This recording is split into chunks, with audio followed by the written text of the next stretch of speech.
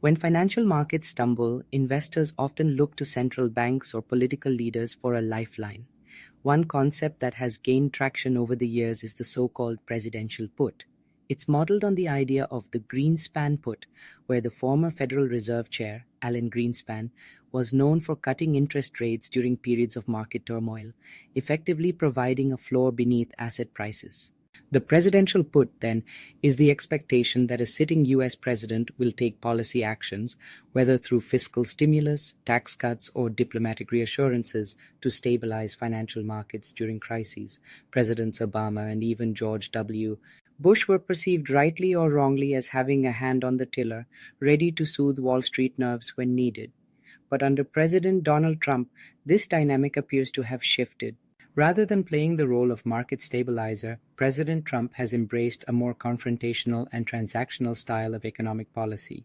His administration has prioritized domestic industrial revival, reshoring supply chains, and rebalancing trade, often through tariffs and economic nationalism. For example, in April 2025, President Trump announced sweeping 10% tariffs on all U.S. imports, with even steeper tariffs up to 34% on goods coming from China.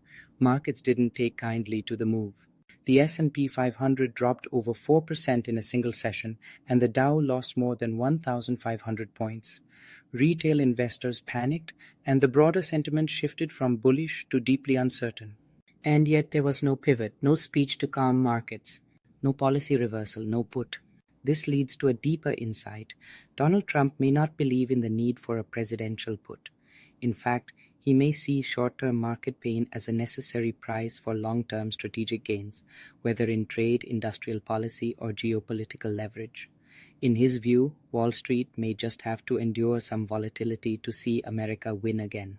This approach marks a break from decades of precedent where markets operated under the assumption that government would step in to soften sharp losses.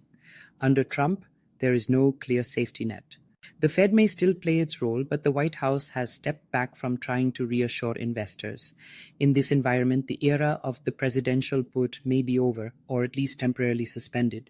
And for market participants, that means recalibrating expectations, because when volatility strikes under Trump, the cavalry may not be coming.